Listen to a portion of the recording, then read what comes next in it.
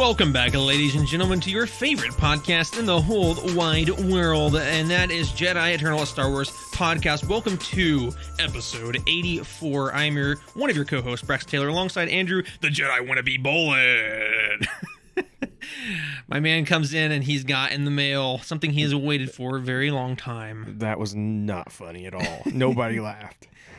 Oh, they all did. Nobody laughed. Nobody laughed. They're like, oh yeah, he's a weird Jedi. They were like, wait, but he is a Jedi. What is he talking about? No. Tell us, Drew, what did you get in the mail? So I got the Obi-Wan Kenobi Legacy lightsaber. This is a model of the lightsaber we get from the Obi-Wan Kenobi television series that we just got recently. So it's kind of like, it's not yet as worn as it is in A New Hope, but it's not as shiny and new as it is in Revenge of the Sith. Yeah, I'm looking at the picture. I can see that now. I didn't notice it at first. Now that you pointed it out, though. Yeah, so we're actually going to unbox it, and I'm going to record it. So hopefully we'll have an unboxing video up here pretty soon. But very nice. But yeah, I'm excited to have it. I actually pre-ordered it at Celebration. So like at Celebration is when they had like the pre-order, and I pre-ordered it, and I just now got it. So wow. Yeah, I know. I pre-ordered an Obi-Wan Pop Funko. It was even before then, and I still haven't got it. So. Which one was it? It's the one from the supposed to be like from the show. Is it just him like standing there? I think so. I just got mine. Oh, it's right there. I just got it like 2 days ago. I don't think. So there's two there. One is the Funko.com exclusive version, so he has the hood on. Yeah. The other one is without the hood. I had to look back. The one without the hood is the one I like just got, but I pre-ordered it the day they announced it. Yeah, I'm kind of curious now. I'm kind of curious. I have to look it up because I haven't heard anything from anybody about that yet. So we'll see if I get mine or not. And then there's also like the one where he's riding the EOP or whatever, and he's like, that's like a bigger one. I pre-ordered that one too, but I haven't got it yet. Oh, okay, yeah, I got the one on the right. Yeah, that you have on the right. I see Deadpool and wrong one, wrong franchise. Yeah, so I just got mine, so I would say yours is not far behind. It's just bizarre that like I don't, you just got yours and I haven't gotten like a, shipping thing. What did you order it from? Popinabox.com. There's your problem. They probably they pre-ordered it from somewhere else, and then they get it, and then they get it, and then they're gonna repackage it and ship it to you. So yeah, it's just a money laundering scheme around here. Of course it is. So anyway, but we're very thankful for you guys coming back and listening to us ramble about random things, mostly about Star Wars. But yeah, it's episode 84, inching ever closer to the infamous number 100 episode. Wowzers! And of course, as you know, we're gonna talk about the state of Star Wars. We're gonna have fun as we do every kind of 50 episodes. It's gonna be fun, yeah. But with that being said, here we are right now, and we want to thank you guys for listening. Thank you for being a part of Jedi Eternal. We do want to, as we do every episode, to kind of plug our kind of extended thing that we have, and of course that is our Patreon. And as I'm sure everyone is well aware and tired of hearing, but for those who may or may not know or coming in for the first time, we do have a Patreon, and on that Patreon we only have one tier at the moment, and that is only $5, only a measly $5. And but for us, when it comes in, it goes a long way, and we appreciate it. It does go a long way. It's actually benefiting us right now in our gear for our Let's Plays. Yes. That's kind of where that money is going right now. Right. And so we already have the stuff, but it's kind of one of those deals where it's like that money is going to kind of help like chipping away at the debt. The debt that we put ourselves. Right, you put yourself into. That's the arrangement we have worked out on that. Yeah. But it's that's cool right there. We haven't said that yet, but that just goes to show it's making money. It does make a difference. It does make a difference to some degree. And so with that, if you haven't jumped on board yet, please, we would love for you to do so First of all, because yes, you do get our episodes early. Yes. You get early access to our podcast, our main podcast, which is our Jedi Eternal, talking all things Star Wars. You get that a lot of times 2 days early. Yeah. But you also get our brand new podcast. Yes. Which is and other stuff, and which we can't really even call it new anymore. It's been like 6 months since we started it. Yes, but I mean, we still don't have like a ton of episodes on there yet. True. But we do now have quite a few for you to go in there and listen to. Yeah. So if you've kind of been waiting, now's a good time. You can jump on board with that and go back through and listen to all those episodes, and that will give you hours of content. Oh yeah. Yeah. And I would encourage you guys to at least check it out once. Yeah. At least check it out. And here's the thing: maybe you jump on for 1 month and you just pay $5. Well, you literally are getting, I think, somewhere close to 4 to 5 hours plus of content. Yeah. For $5. Yeah. $5. So I mean, maybe you only like Star Wars and you're just tolerating us, then maybe it's not for you. But if you do think there's even an iota of something that you enjoy about us, then you're gonna like it, because we talk about anything and everything. We talked about Marvel, we've talked about DC, we've talked about Lord of the Rings, Hobbit, Middle Earth, talked about Skyrim, lots of video game stuff, tons of video game stuff. Pretty much every week we come in, or not every week, but every month when we come in for the episode, something to do with video games. Something to do with video games, almost always. But yeah, we have a lot of fun there. We also kind of dive into more of our personal lives. Yeah, it gets a little more personal. A little more personal there. And so if you're interested in getting the lowdown there, you can. But again, like we spend a lot of time to make those episodes, so we want people to hear it. Yeah. So if no other reason. Yeah. And so the last thing we'll say about this is that one of the things that we do like to do as well is that those who join our Patreon become what we'd like to call our producers. And of course, those producers get a direct say in how the show is ran, helping us to make decisions, what topics we talk about, all that good stuff.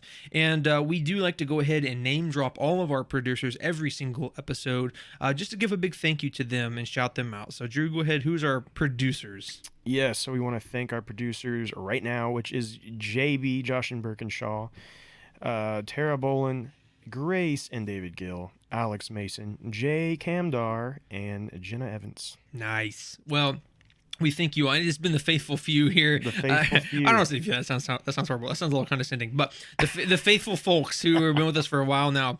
And I know it's kind of especially on us who are not super big or anything like that, right? It's kind of odd to be paying money to a bunch of losers that are just talking about Star Wars and other stuff all the time. But you know what? Hey, it would make us happy, and just think maybe you don't even like our content, but you're spreading a smile. So hey, if that's the reason, go ahead and jump on that. Yeah, even if you don't like our content, but you just want to support us, we'll take it. I mean, if that's exactly how you want to do it. But so without further ado, though, you're here for a reason. You're here for Star Wars content, all the latest and the greatest. So we're gonna go ahead and jump into what you know and love, and get into that program. So our news for the week, we have a few more news pieces than usual. But number one, The Acolyte. This is the movie. Is it a movie or series? I can't even think of that. No, it's a series. A series, yes. It is a series Disney that is Plus supposed series. to be coming out at the end of the High Republic era, right? Shortly before the Phantom Menace. And there's not a lot about that yet, but we've talked about that in some prior episodes. But The Acolyte casts Squid Game's lead role, Lee Jung-jae. And I'm probably mispronouncing that to some degree, so I apologize. But as you know, he was the lead role in Squid Game, and that was a big hit. But now apparently Acolyte is casting him as well. So, Drew, what do you got on that? Yeah, so he's being casted as the male lead. That's what Deadline here is reporting. I do want to preface this by saying this is not an official Star Wars saying, hey, we casted this guy, but we feel confident that we can report on this. Yeah. And so we have Lee Jung-jae as the male lead. Also, we've through the past couple weeks since our last episode, there's been some more talk. We have Amanda Stenberg and Jodie Turner-Smith in negotiations to join as well. Yeah. Also, we know that Leslie Headland is the series director, but what it seems is she's director, writer, executive producer, and showrunner. She just wants it all. She's doing a lot here. We knew about director and writer, but executive producer and showrunner is new to us. So there's a lot here. To think about and then also according to this report, Headland and Kathleen Kennedy have been carefully putting together an A-list cast for the series. It also happens to be diverse, is a thing they've been going for with this series. So, no details on the character as far as Lee goes. There's no details there, but we do have to think about what we do know. We know this takes place around 100 years before the events of the Phantom Menace. We know it's going to be a mystery thriller. What are you looking at? Is something wrong? No, nothing is wrong. I just got distracted. Okay, I just want to make sure that you were seeing something. No, okay. I was looking outside the window. Okay. We know this is going to be a mystery thriller with some emphasis on the dark side of the Force, right? Yeah. And so, what I really thought that we were headed towards, because if we're talking 100 years before the Phantom Menace. Was it 100 years? Yes. Okay. Yeah. Or well, I thought it was 50. You're right, I think. Yeah, I'll it was double 50. check. This article says 100, but I think you're right. I think when it was announced, it was 50. Yeah, that's how I remembered anyway. But I'll double check while you. So what I'm going to say here is even more important to this. If we're talking 50 years before the Phantom Menace, then we're looking at a couple of interesting things here. First of all, that would mean that Palpatine is alive, okay? That would also imply that Plagueis is the current Sith Lord, right? Right, yeah. That would be the assumption anyway. That would be the assumption. So, with that being said, I feel like... On a side note, I guess we were going crazy because everything's saying 100, but I could have swore it said 50. I could have swore it said 50, but unless they changed it or something, I don't know. I could have swore they said 50 originally as well. Yeah, anyway. Interesting. Yeah. Okay, well, that's fine. So, this Lee Jong-jae male lead character, I wonder, is this our Plagueis? Could be. Yeah, could be. Because here's the thing. People could say, well, he's the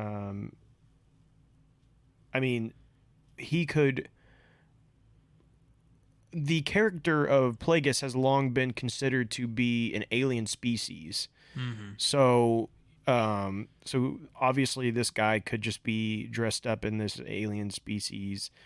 He was a Mune, I think. Yeah, I think so. Okay, hold on. I'm sorry. I'm getting distracted. But on CBR.com, it says the High Republic era was introduced in 2018 initially as a secret project titled Project Luminous. The period of Republic history begins 350 years prior to the Phantom Menace and comes to an end just 50 years before the events of the film. So that's maybe where we're getting our wires crossed. It's said on the original article, I believe, that the High Republic ends 50 years prior.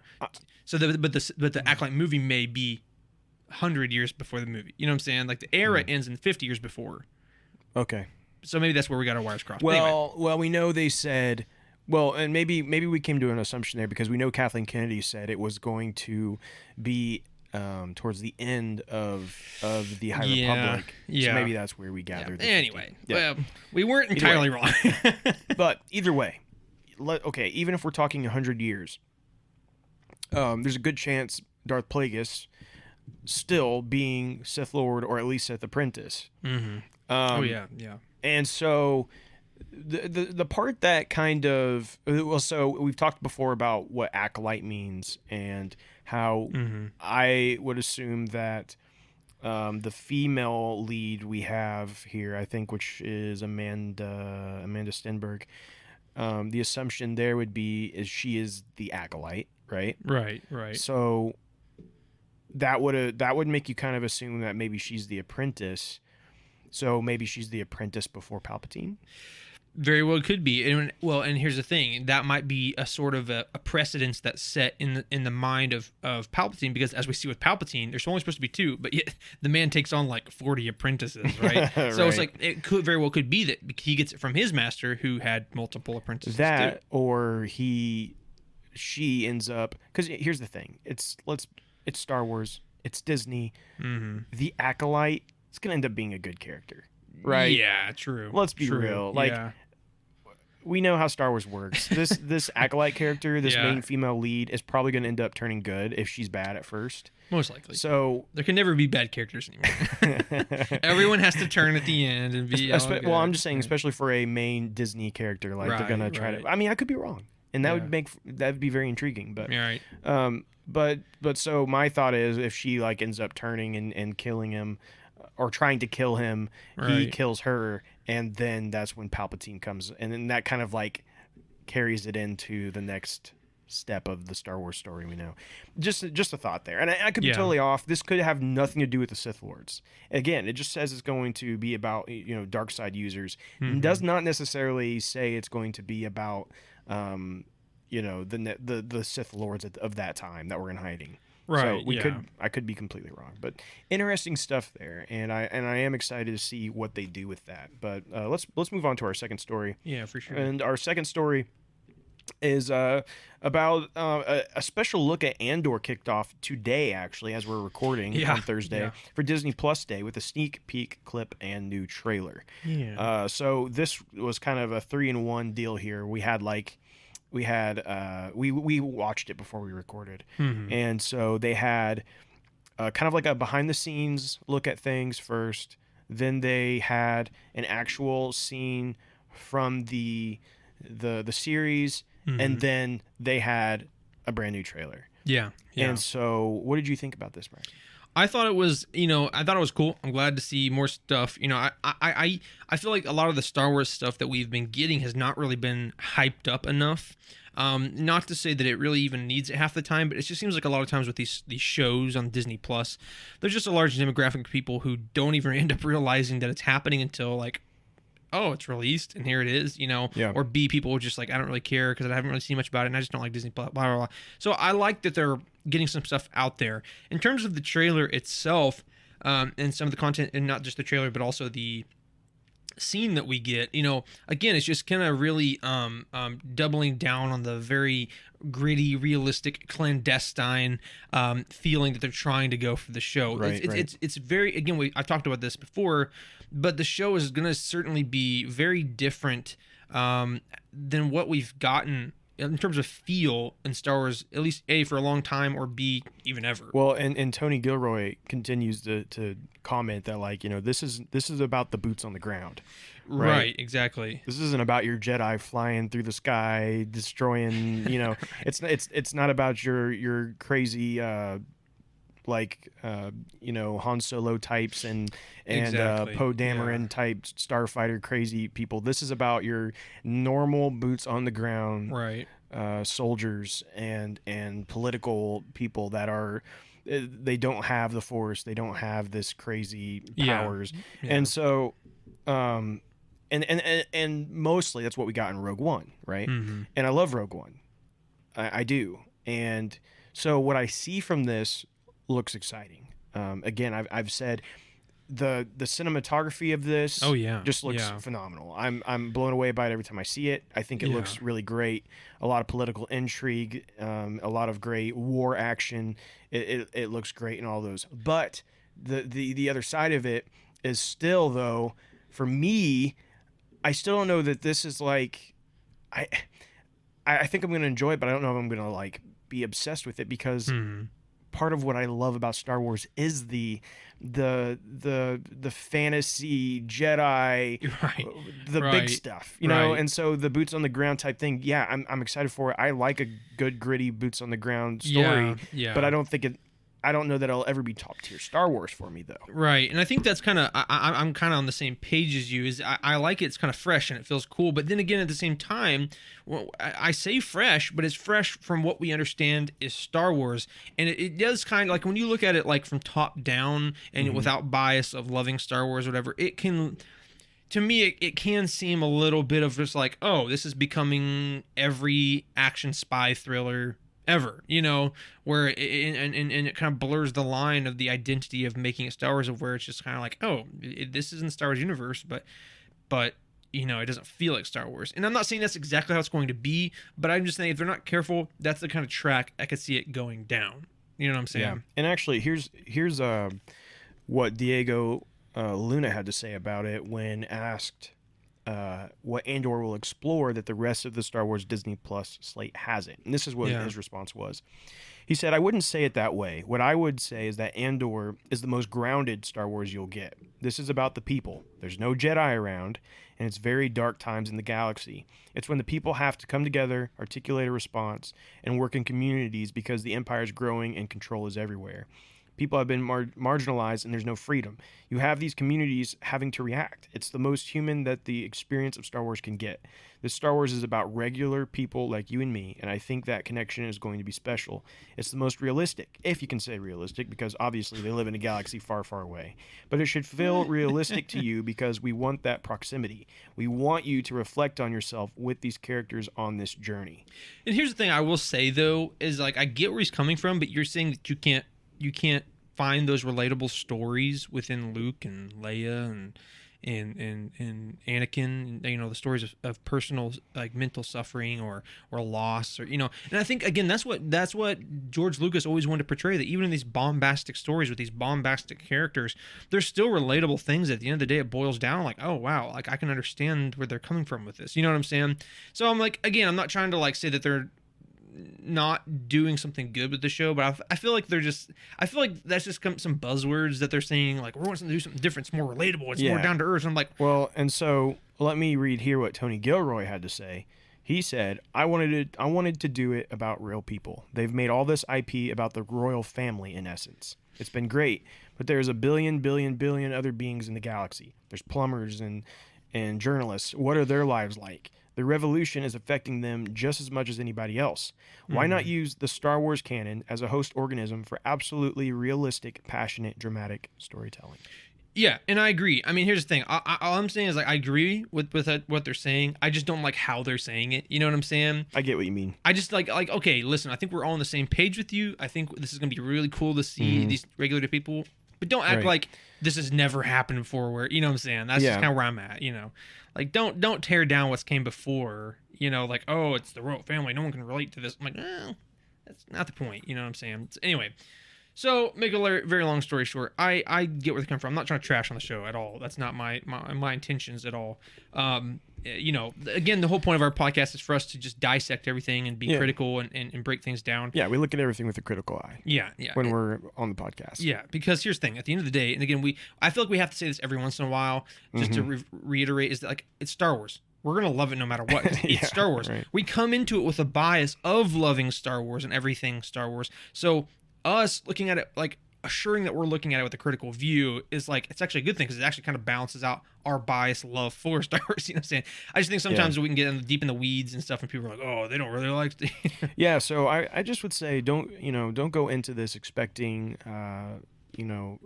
crazy Mando type reveals with, like, in Mando we're getting Ahsoka, we're getting Luke Skywalker, and we're like all these big, huge cameos and stuff. And I don't think this is what they're going for. Right, this is exactly the opposite of what they're wanting. And that's not to say, could we get a glimpse of Vader? I think it's possible. Yeah, sure. I don't know if that they want to do that, but I think it is possible. But yeah, I think they're going to kind of stay away from the Jedi and everything, which, again, not necessarily a bad thing. No. Just not necessarily our cup of tea. Yeah. We like Jedi, but anyway. Yeah, exactly. So we're going to go ahead and move on. Oh, but also let us know what you think about the Andor series. I know there's been some kind of, like, not in a bad necessarily way, but a contention about the show. Like, people are like, I don't know if I really want to watch it. Or some people are like, oh, this looks really cool. Let us know what you think. Do you think this is a cool direction? Is something you really want to wait for? You're like, I'll watch it, but whatever, So our third news piece is that there's a new Star Wars book coming out coming out of the Star Wars Jedi series of games, and has been revealed. And so Drew's going to get more into this, but the new game that's coming out is Star Wars Jedi Survivor, and so this book is set around that time. So Drew, what do we have on that? Yeah, so we're getting a new novel from Del Rey, written by Sam Maggs, and it's finds Order 66 survivor Cal Kestis leading the Mantis crew on an adventure set between Fallen Order and Survivor. So this arrives March 7th, 2023, and it is called Jedi Battle Scars. So this will kind of tie the two games together, kind of will bridge the gap there. And so I'm really excited for that. I think that's cool. Because as we know, there is some time in between these two games. I think it's actually a significant amount of time. Yeah, it's a decent jump. There's multiple years. I can't remember how long, though. And so I know that the Jedi Survivor takes place very closely to Obi-Wan Kenobi.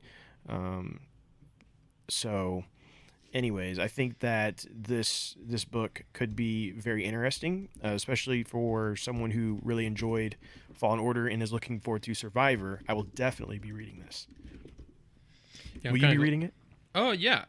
I mean, I will. I admit again, the story of Cal Kestis was very cool to me, and I enjoyed the games. You didn't like Cal Kestis very much. Well, it's not that I didn't like him. I just it's just kind of like. It just didn't grab me, I think, as much as some people, because some people were like obsessed. Well, no, I'm with you. Cal Kestis, I'm not like the biggest Cal Kestis fan. Yeah.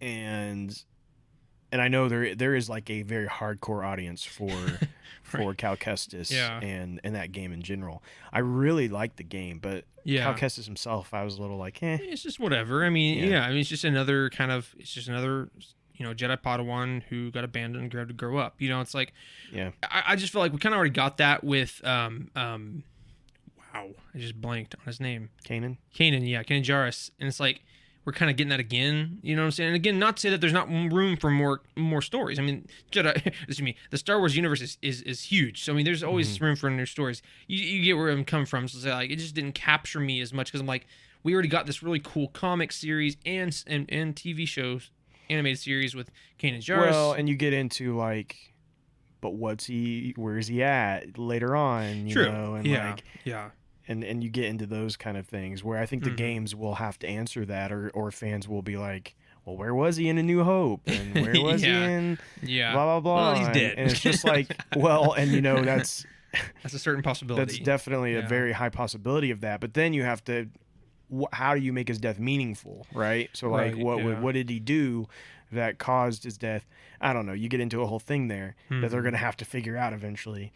But and we've kind of run into those same questions with like Ahsoka, which we still don't necessarily have the answer to, right? Like, why wasn't Ahsoka involved in any of the original trilogy? You imagine you have to imagine we're gonna kind of get that answer within her series, her new series, where I mean the answer is probably going to be fairly simple: of she was off doing her own thing and just wasn't connected to that. There had to be something pertinent enough to pull her away from this very important storyline, Yeah. And it's very possible that obviously one of our kind of common theories, of course, is in the Ahsoka series that it's going to be kind of a rehashing of the Heir to the Empire, where we're going to get her story. Well, it's going to lead to Heir of the Empire. Yeah. Well, yeah, you see what I'm saying. Yeah. So that is definitely a big enough plot point to drag her away, I would think, anyway. So getting off in the weeds there, though. But well, and then we have Ezra, who they had to come up with a reason to make Ezra disappear, right? He had Wells took him, the space Wells. Yeah. Took him off to unknown lands. So yeah. So and somehow the whales appeared and took him elsewhere. And so that's a whole nother thing too. Yeah. But anyway, let's move on to the next one. But anyways, I am excited about that book. Looking forward to it when it does come. Ahsoka will finish filming this fall. So we learned that because Dawson was promoting the new Kevin Smith movie and Clerks 3. And so they asked her an update on Ahsoka. And this is what she said. I'll just read the whole thing here. She said, yes, we're still filming it right now. We just have a couple months left. It's going great. It's really amazing learning martial arts in my 40s. It is super amazing, and I don't use that word very lightly. My grandmother used to say, amazing is 2 blue horses. If you ever said something was amazing, because it'd be like, no, amazing is 2 blue horses. That pizza slice probably isn't amazing. Well, yeah, I mean, there you go. Go, Granny, go, Granny, go. So there you go. All right. Well, I don't know what to say. Go ahead. I don't know. But as I have said over and over again, I think Ahsoka has the potential to be truly a very special series for a multitude of reasons. But one of those being that Ahsoka has the potential to bridge a lot of stuff, which basically bridging Clone Wars, Rebels, the original trilogy, the prequels, it kind of bridging all of that into one show, connecting all these different things together, and then leading into something new for the screen, which I still believe all of this is leading towards Heir to the Empire, right? With Thrawn as our. Well, I mean, pulling from some of the previous language that all these shows are pulling up to an event series, right? So it's like, correct. Yeah, what is that? So yeah, and anyway. I think they're leaning towards that, and I think that there's ultimately something else that they're going to have to battle. I think in the end, again, I'm throwing out crazy things that, I mean, I could be so wrong, but this is what I have stuck with for a long time now, and I'm going to stick by it until proven otherwise. But I think they've been leaning towards this with, you know what? I'll hold it. We're gonna talk more. We're gonna talk more about Disney Plus Day, in our main topic. Yeah, and we're gonna talk about what we might get during D23 on Saturday. So I'll hold my opinions. There you go. Yeah. All right. Okay. So yeah, let's go ahead and move on. Actually, I think it's yours. Never mind. You're going this. Oh, it's me. Okay. Oh wait, no. It's you. Never mind. I don't want to take the thunder. I'm a good guy like that. All right. So our final news piece for this week is about a little known man that I think we all know about, is Rian Johnson, whatever his name is. But anyway, he is the infamous director of the highly controversial Episode 8 of the sequel trilogy, which was known as Star Wars: The Last Jedi. And of course, we've talked about this whole ordeal about the sequel trilogy where there was just basically like 2 guys who were essentially just trying to do the exact opposite thing from one another. And there was a lot of controversy there. But the reason I say there's a controversy about The Last Jedi rather than saying it was universally hated is because there were some people who absolutely adored the movie because it has very unique choices, very interesting direction style, and it was very all these things that they really liked. So the news piece is that Rian Johnson still wants to make a new Star Wars trilogy. So, of course, we can get into the more of the details about that in just a second and Andrew's thoughts and stuff. But one thing that, Drew, we had talked about this a long time ago, whenever this was, like a year or so ago, many episodes back. Mm-hmm. And we was talking about kind of the slated movie things. And now it's to the point where they're not really even talking about movies anymore. But there for a while, they were talking about a few shows coming out and some of the potential movie series like the trilogies or standalone movies and whatnot. And one of those was that there was going to be a new trilogy potentially directed by Rian Johnson.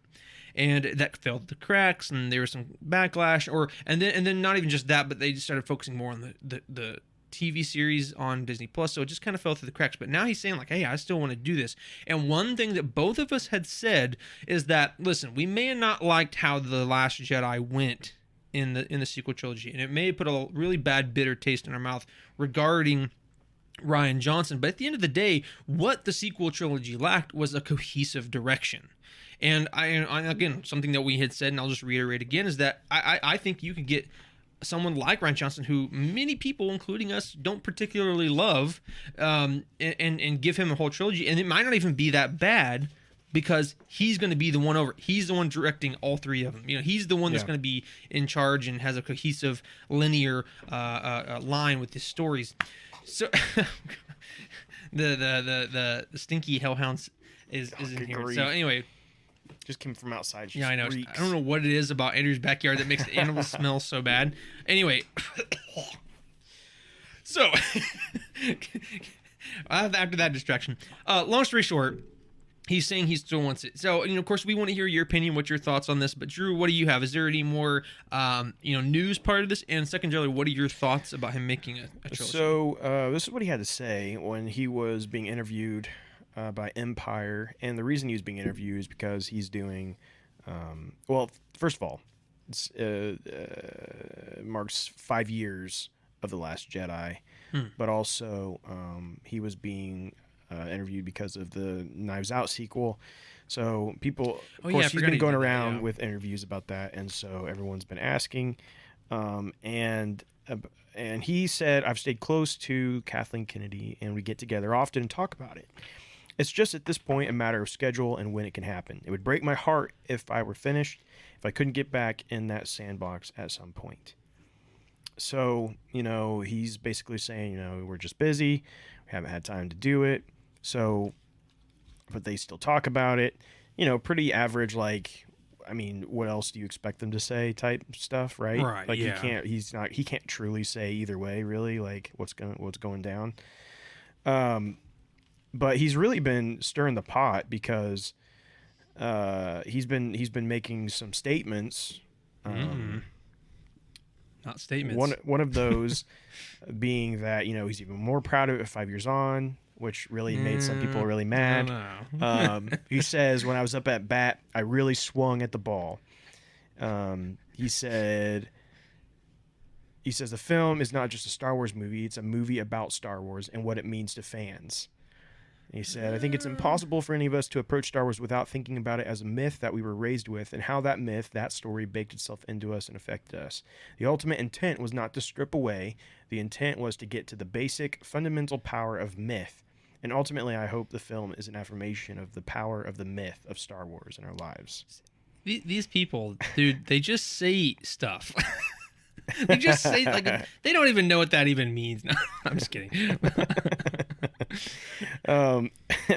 So again, very metaphorical, stuff there. Juju. Yeah. And directors love to do stuff like that, but when you're directing the second episode of the final trilogy of an entire saga, maybe now's not the time. Metaphorical. Maybe now's not the time for this. Okay, bud. Okay, I know I'm not trying to be biased here. Okay, but really, it's great that you wanted to tell this story about what Star Wars means to fans and the myth of legends and all these things. But again, maybe in your own Star Wars movie, not in a trilogy. That finishes off a saga of. This is a story about what I think Star Wars should be. It's like, well, no. Last time I checked, there's actual lore. Anyway, sorry. I'm trying not to go down that road here, but.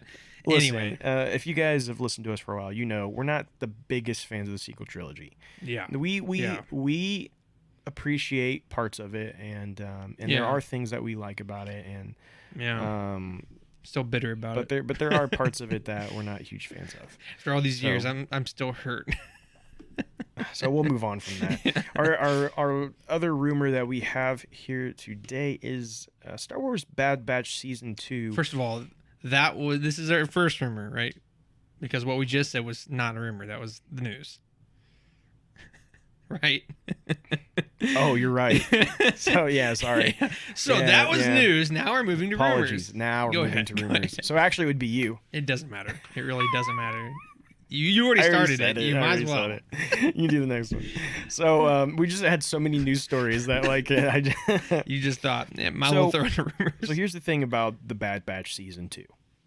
Forever now, we have been seeing that the Bad Batch Season 2 was planned for September 28th release.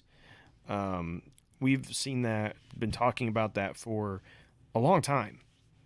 And so that was kind of, but looking at it realistically, we have Andor on the 21st. Mm-hmm. It makes no sense for them to release the Bad Batch and have episodes coming out simultaneously with Andor. That makes no sense. Let me give some interesting context here if I can find it, because I text Drew things, and the fun part about our conversations is that we text each other probably like 100 times in a week, and I'm trying to figure out how to see if I can find it.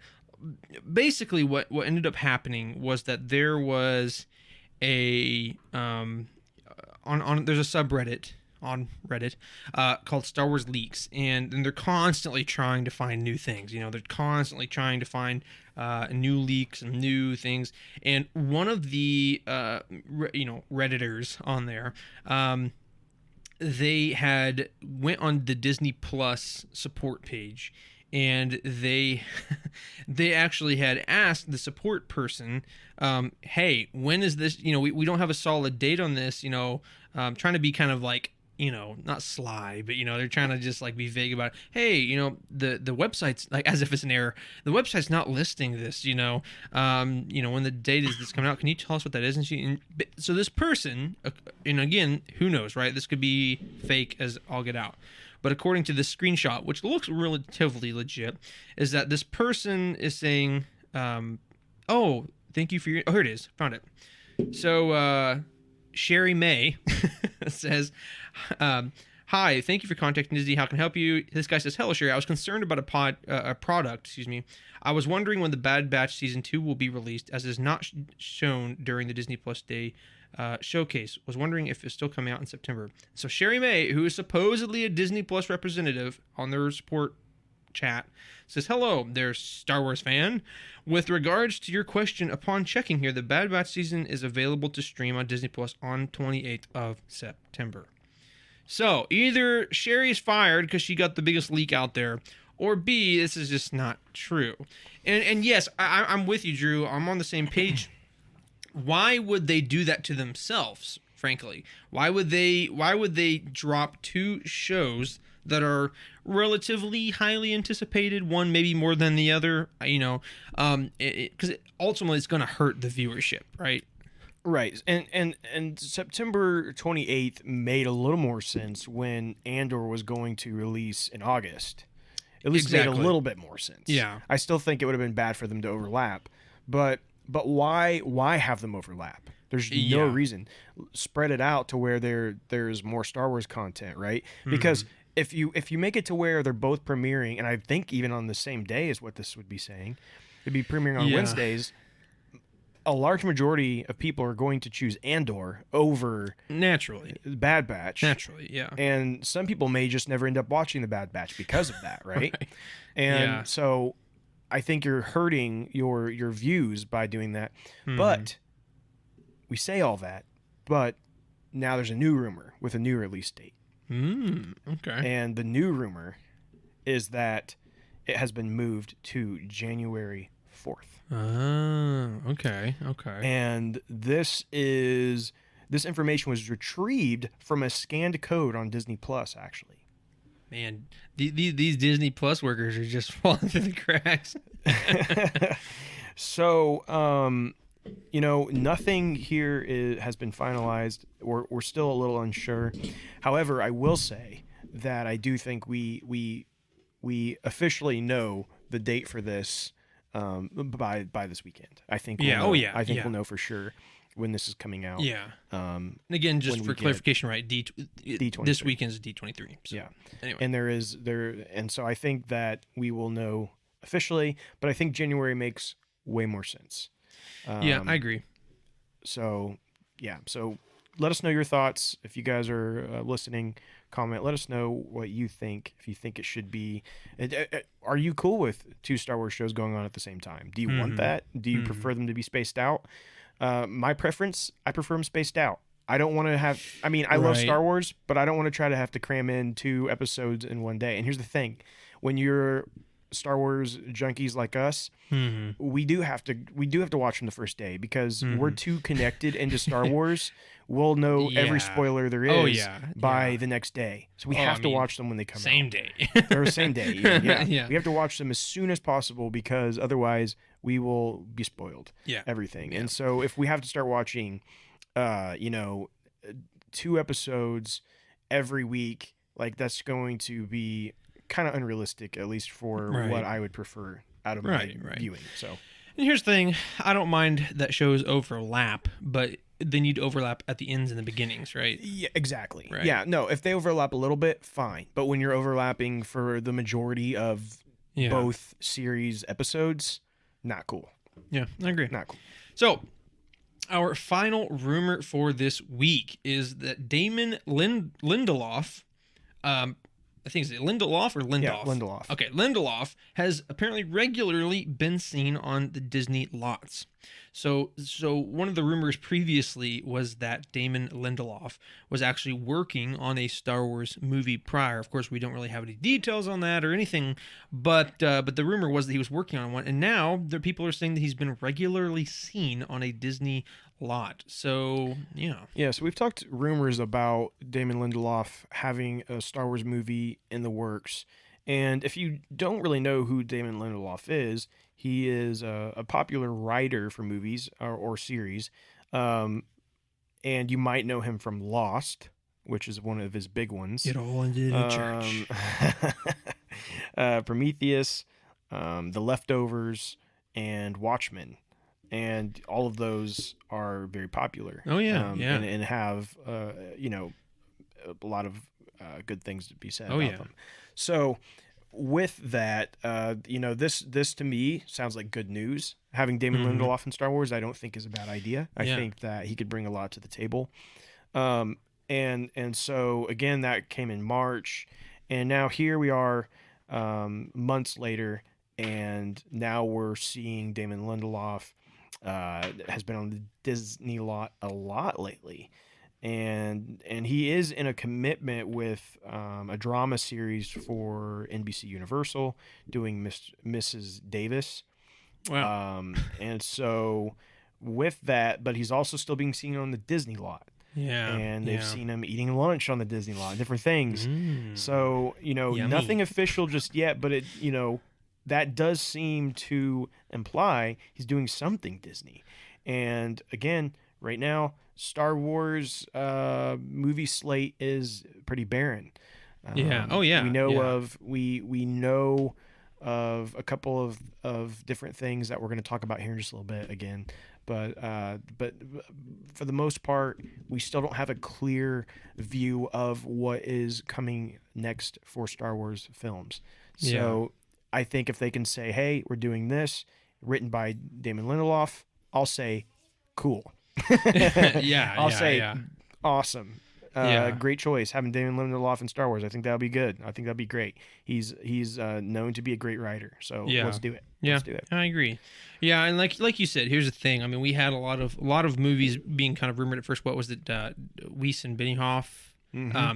Game of Thrones. That got thrown out. That got thrown out. That was supposed to be an epic movie, right? Like there's some of the rumors. That was supposed to be not even a rumor at this point. They've said it was going to be about the origins of the Jedi.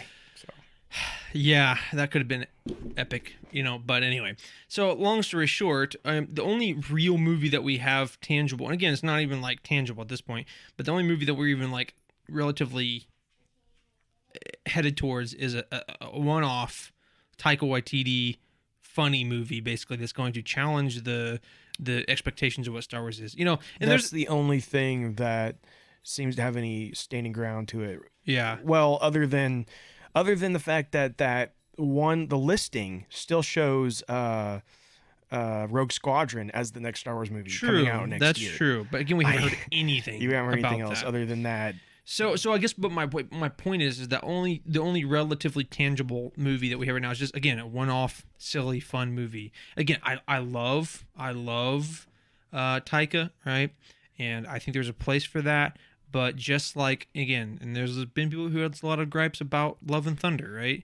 That Love and Thunder, it was just too over the top that couldn't take itself seriously.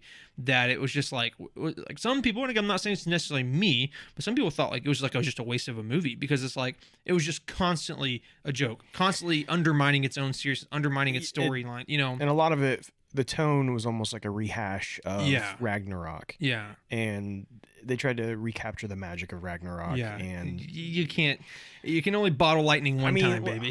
there was a lot of parts of like Love and Thunder I enjoyed, but I don't think it was as good as Ragnarok. Yeah. I keep getting off on tangents, but my whole point is that if that's the only movie from a director that likes more silly, non-serious things, it is good to hear from a person such as Damon Lindelof, who might have a movie that has serious stuff like Watchmen and Prometheus and like these heavy, real, gritty, awesome movies. The Leftovers, which is a very So and Lost. I mean, and Lost. Good grief, yeah.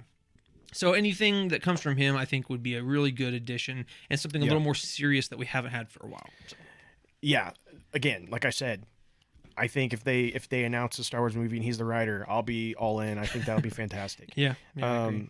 And Taika Waititi, my fear, my fear is I think Taika Waititi doing a Star Wars movie can be great. I think it can be a fun adventure of some kind. And I'm not against it at all.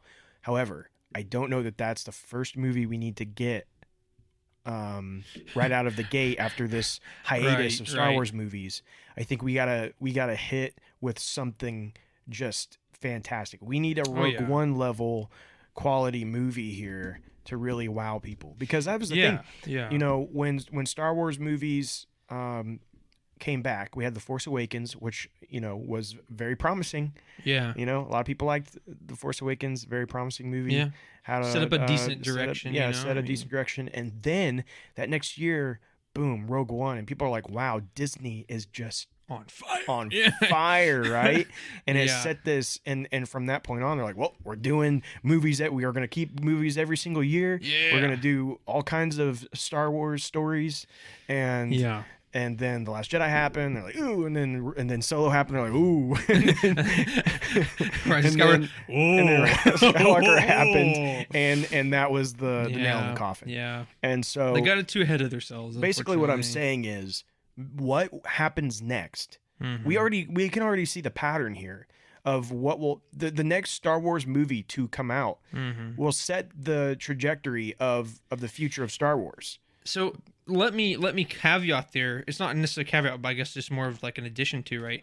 But we said, and this is one of the first things that we said, right, on our podcast, like ever, was that the next thing that they do will either make or break Star Wars. And this was shortly thereafter of Rise of Skywalker, and we were like, whatever happens next, either Star Wars is done, essentially, or like just with a hugely long path of redemption, or they're probably going to come back. And we said, so it was Mando, and I said Mando has to be a hit, and guess what? It was. And now look at it. All they're doing is shows, and they're just pumping out shows. They're following the same stinking formula as last time. But so I guess I can say the same thing. The next movie that they come out with has to be a hit. Otherwise, we're going to be in this perpetual cycle of just these, I don't want to say piddly, but just these relatively inconsequential Disney Plus shows, which there's some good stuff. We're kind of getting into our conversation that we're wanting to have here just a little bit, though. So let's go ahead and stop the break, pump the brakes. Again, stick around for this whole episode. We're going to talk about it here in just a little bit. And we're going to get into it a little more.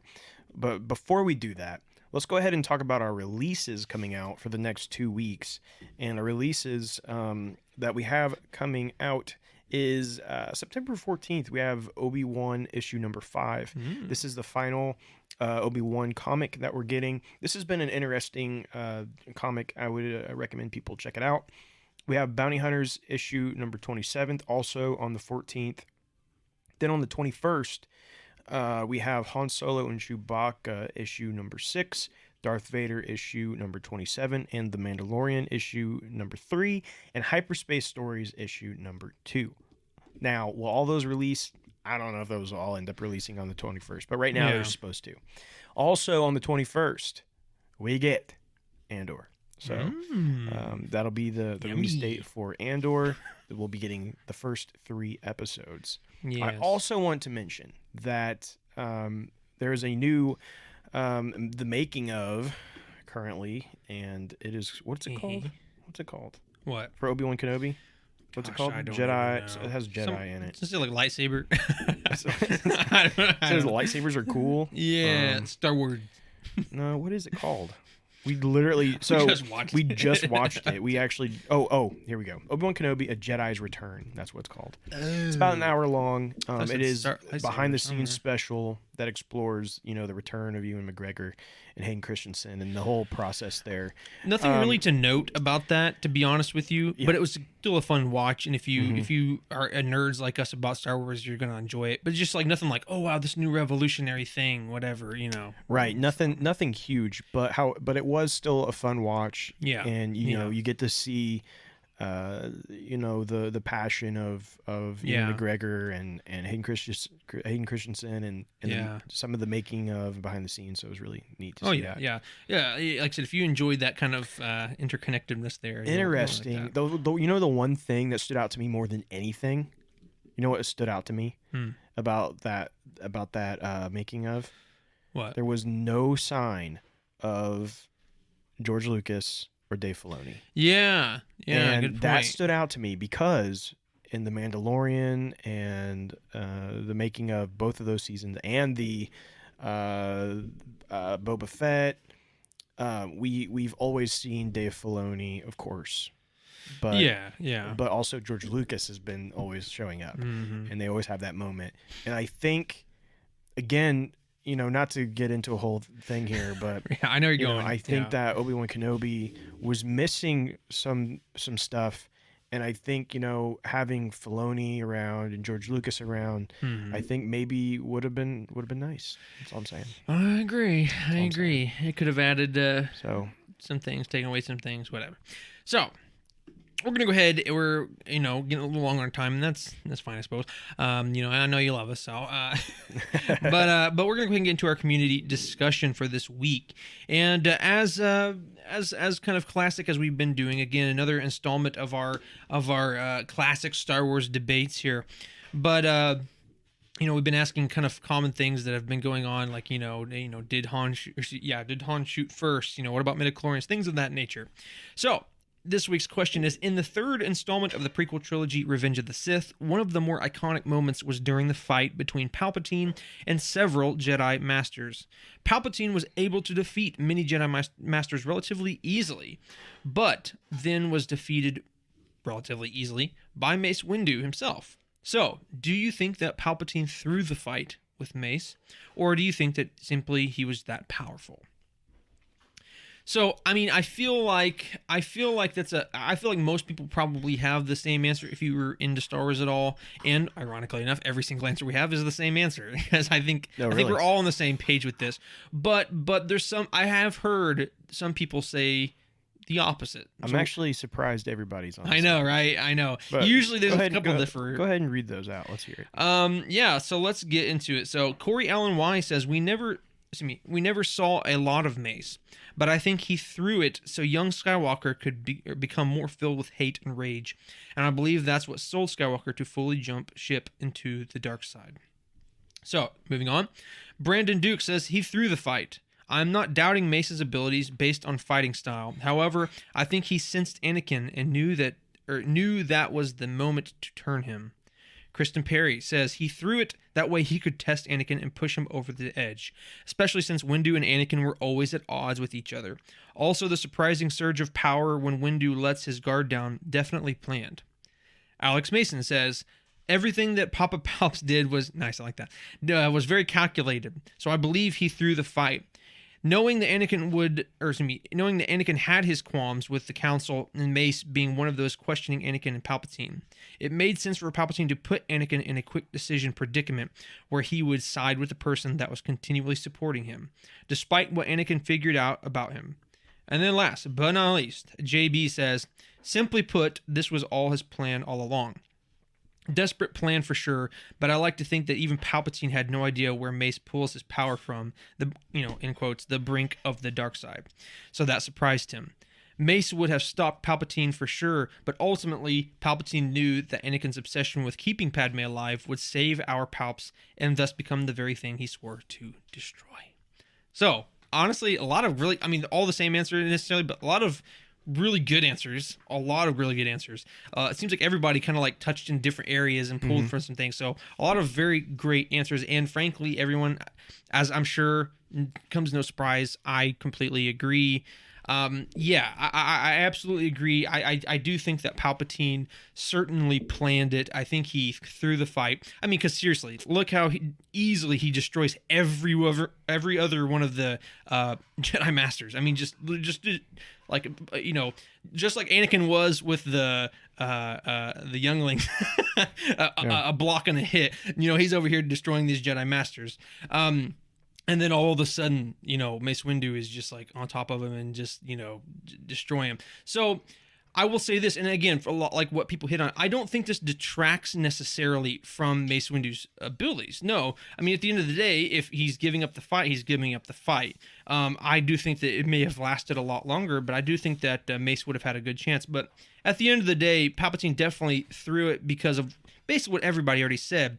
You know, at the end of the day, if he gets put in this quick decision predicament, as I can't remember who said it, but well put, whoever said that, you know, all he's going to think about is losing his ability to keep Padme alive.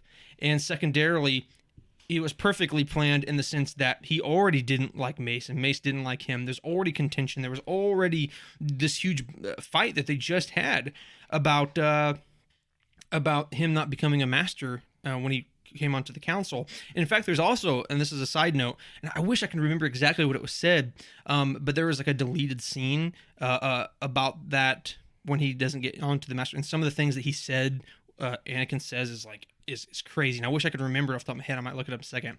But clearly there's this animosity. So again, I think Palpatine just perfectly aligned everything to where he's going to lose Padme.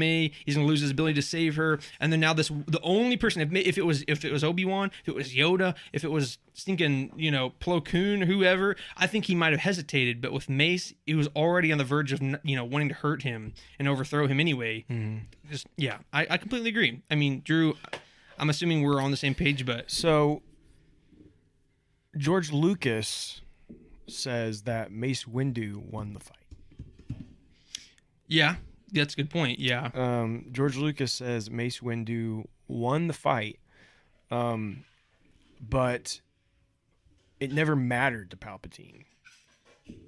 It didn't matter to Palpatine if he won the fight or not, because he knew Anakin was coming, like everyone's saying. He knew he had a plan. He knew that Anakin was going to show up.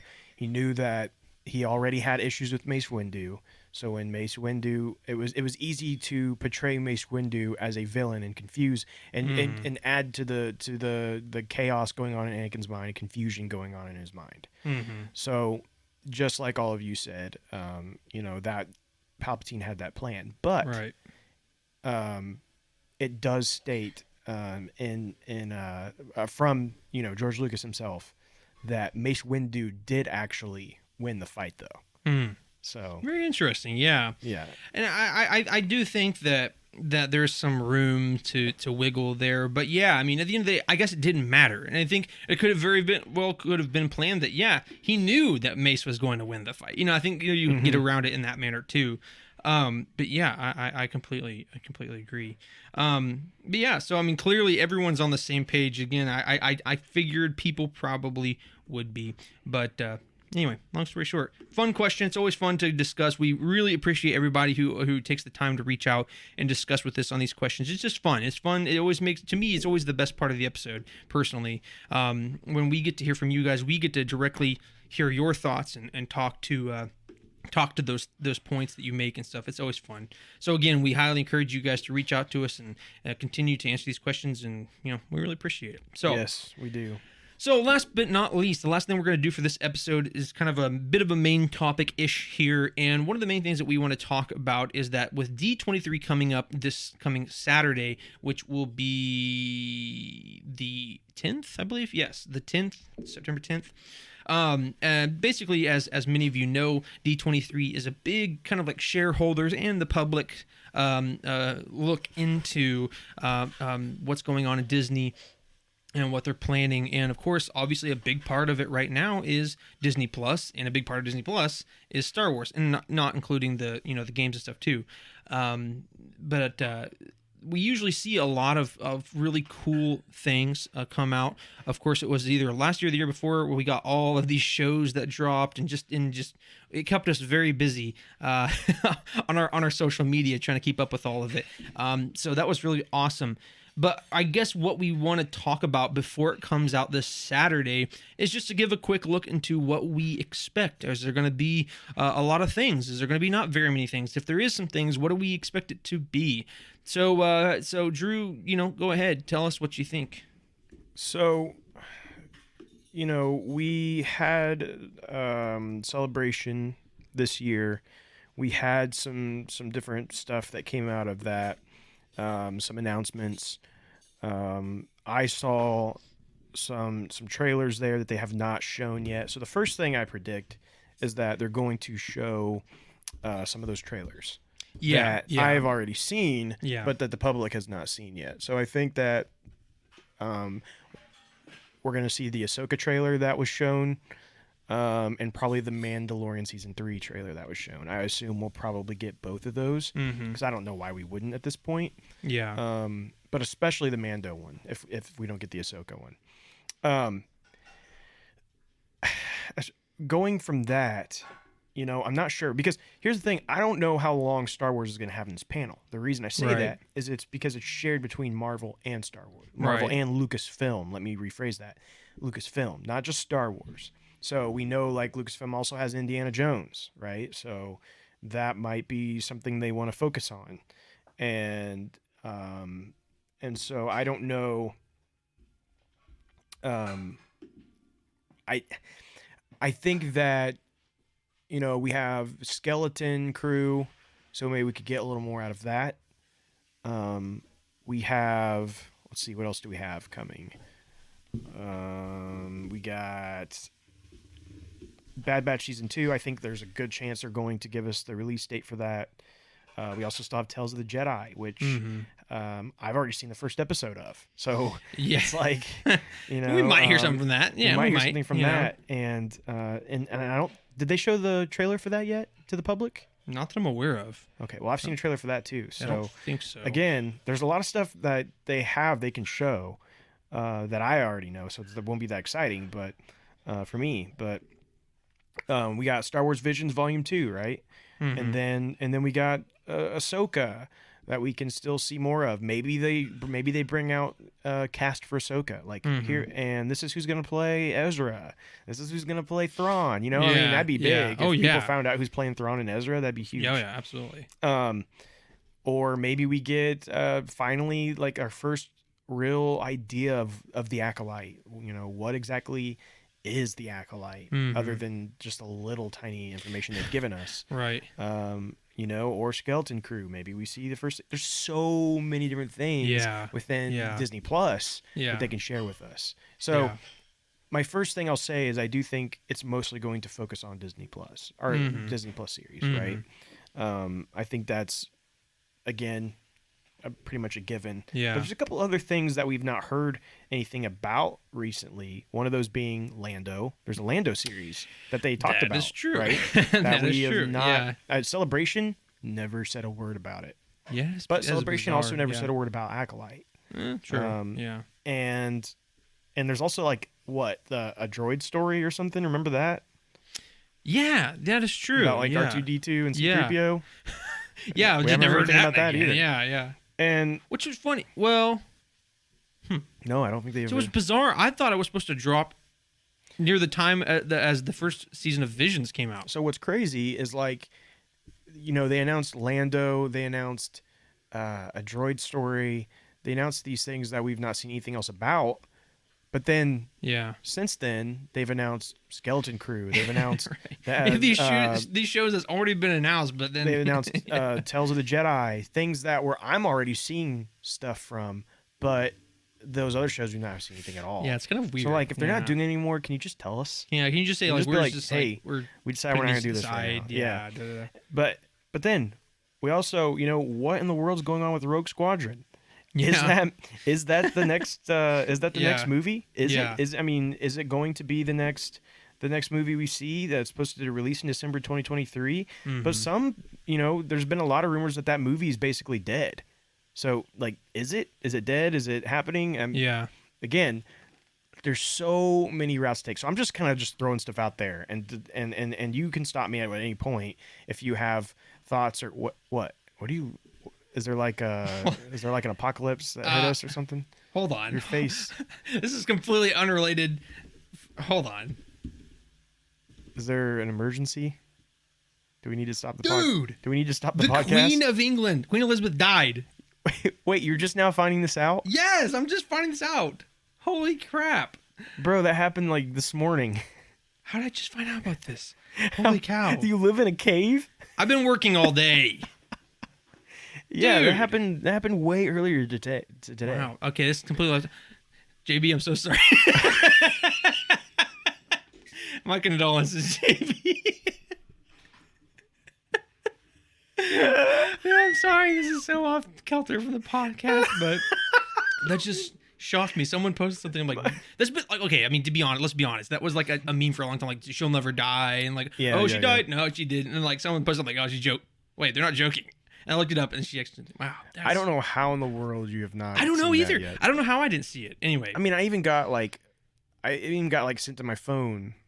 Yeah, I don't know. I get like little random like news updates. Yeah, I got that was a news update today that showed up. No. I mean, I had already known at that point. I didn't know. That's wild. That's funny. So, anyways, I'm condolences to the Queen's family. Yeah. So sorry, JB. I know. Condolences, dude. I know you're tore up about it. We hope you enjoy the king. That's a good point. Is it the baby now, or is it the? I don't know. Who cares? Let's move on. So yeah, I mean, in terms of D23 though, much more important than Queen's. I'm sorry. But for real though, honestly, you basically hit on everything I was going to say. I mean, on a much. Well, I'm not even done. Well, I can hit on more. Here's the thing: you have a lot more details, I think, than what I came with. Because you, first of all, you clearly had ideas because you told me right before, and you want to do this as a main topic. I'm like, yeah, sure. Well, I just know D23 is happening this weekend. Yeah. And here's the thing: if you're listening to us on Saturday, then you might already know we may sound really stupid. Yeah. And that's a risk we're willing to take here, but. I think we are going to release this episode early so that you guys can have the opportunity to listen. Now, normally, you only get that opportunity if you're a Patreon member, so remember that. But I think we're going to do it for everyone this time because of the fact that normally we release on Saturdays at 2 o'clock, and this panel is on Saturday. And so we want you guys to have the opportunity to listen to this discussion so you guys can be thinking and maybe even communicate with us what you think before that panel on Saturday. Yeah. But along with that, there's also we have to think about. I'm sorry, I can't even try to. It always happens every time that we go too long and we hit our know, outro music. Yeah. We always know when we go too long. Us. Yeah. And it's like so loud right now. Yeah. So so I guess my whole point was this, and then you can get back into your details because mine was a much more over the top, view, a very broad view, and that is, my thoughts were it's just simply going to focus on things that we already know. You know what? I don't know if it was last year or the year before that we all of a sudden on D23 it was insane. Like we got a billion new shows, billion new movies. I personally don't think that we're going to be getting very much, if not at all, new things. I don't think we're going to be getting new drops. Now, I could be completely wrong, but I think the way it's set up is that we're going to be hitting more on what we already know. We're getting more details, and that was one thing I was going to say is that all the trailers that dropped at Celebration is going to come out on D23, and basically all the shows and movies and stuff, which primarily the shows, that's what we're going to be hearing about. That's personally what I think. Now,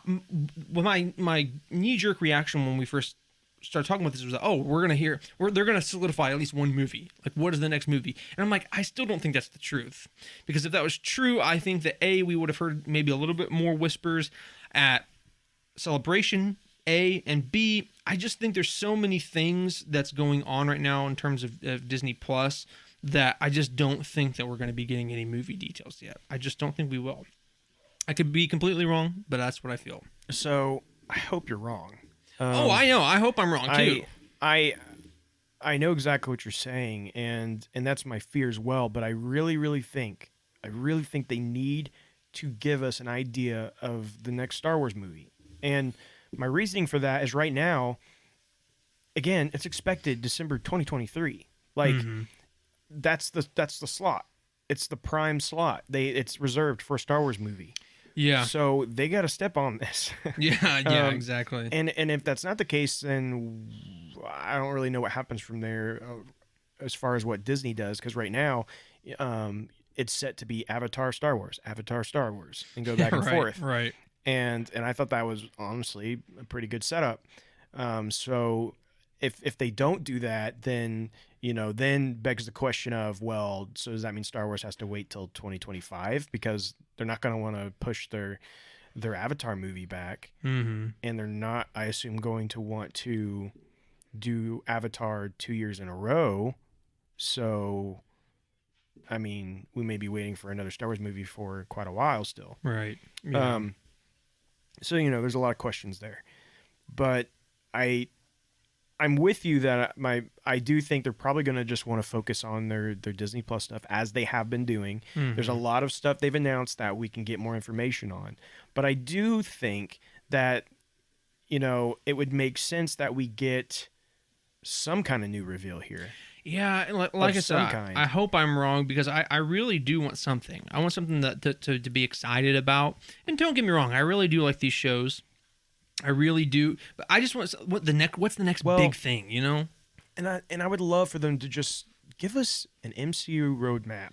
Yeah, give us nothing an MCU roadmap for Star Wars. And this would be the perfect opportunity, right? This would be a perfect opportunity, because I guarantee you Kevin Feige's going to go up there and show his again. So, like... Yeah, I mean, here's the thing. At the core of what D23 is, really, at the end of the day, it's the stockholders' informational panel. And really basically showing, hey, investors, this is what we're doing, and this is why you should continue to give us money. Right.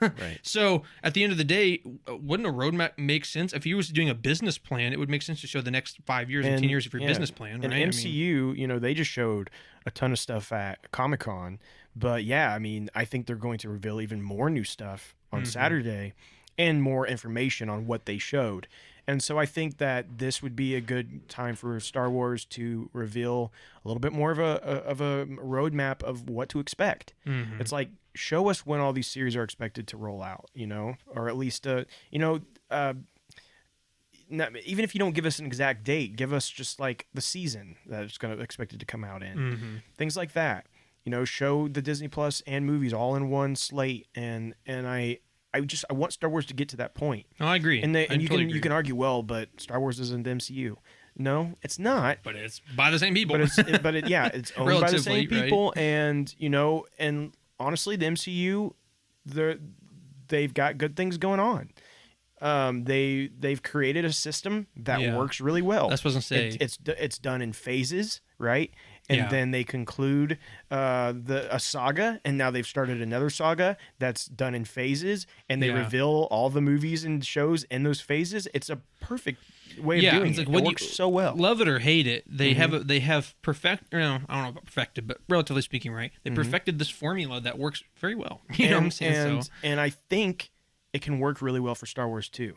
The problem is, Star Wars has been kind of they don't have a clear direction for Star Wars. They don't have a clear end point for Star Wars, on not necessarily an end to like Star Wars, but a story to tell and wrap up. And I think Disney, on the Disney Plus side of things, Dave Filoni and Jon Favreau are working towards kind of that kind of idea, but even then they're still not showing that clearly. They're not showing. And that was, I think, the confusion / criticism of the Book of Boba Fett, and I've stated this before, and I'll continue to state it. The issue with the Book of Boba Fett wasn't necessarily the content as much as how it was promoted. Oh yeah, yeah. Because absolutely. had the Book of Boba Fett been a clear part of the Mandalorian story, I think people would have accepted it more. Yeah. When you look at it as part of that long series that they're leading towards this event, Right. had we seen it that way, I think it would have made more sense. But when Yeah. it stood as its own standalone thing over here, but then you're getting episodes with the Mandalorian and people are confused and where's Boba Fett? Right. If they would have promoted it as part of that, I don't think there would have been as much criticism. Yeah, I completely agree with you. And that's something we discussed on the podcast previously. Yeah. It's like, you know, here's the thing. You can say what you want. You know, you might have your disagreements with how they did the show and the terms of the content. And, you know, I might even have some nitpicks here and there.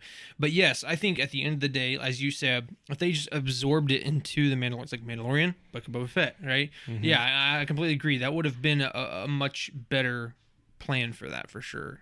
Yeah, and so let's give this the Disney Plus shows. Let's give it a name. Mm-hmm. Let's give it the overarching narrative. Yeah, let's give it a name. Yeah, like the MCU does. Yeah, you know, the MCU had the Infinity Saga. Yeah, and now they're doing the. Is it just the Multiverse Saga? I think maybe it is. I think so. The Multiverse Saga. Let's give this a name. Excuse me. You know, give it some kind of name so people understand this is all part of one big story they're telling. Yeah. And I think that would start to kind of give us clear direction, and you put it on a roadmap. Again, I'm kind of just like spinning in circles here with what I'm saying, but I do think that it's the direction that we need to go. Yeah. With Star Wars, and I hope, I don't expect, but I hope on Saturday we're going to see something like that. Yeah, we'll see. We'll see. Yeah. More than likely we don't, but please give us your thoughts and ideas on what you expect on Saturday. You know, I think there's a good chance we get a release date for Mandalorian season 3. Oh yeah. Right? I think there's a good chance we get that. I think again, like I said, I think we definitely see that trailer there. I would be really shocked if we don't get that trailer. Yeah. And there's just so much other stuff they can show. Yeah. But right. do you have anything else to say? No, I mean, I think we really hit it, because here's the thing, I'll be honest with you. I came into it with a pretty simplified thought. I just didn't have a lot of details. Yeah. But yeah, I mean, I think we're going to be seeing a lot more of what we already know about and getting those details locked in. But yeah, like I said, I hope to be wrong. I hope we see something. What's the next big thing? What is the next path forward? I don't know. Something more concrete is what we want. I hope on Saturday we watch that and we're so over the top, like excited that we just have to jump on a Facebook Live and just start discussing everything we just saw and be like we're just so our minds are blown, right? I would love that. I would love that to be the reaction, but well only time will tell.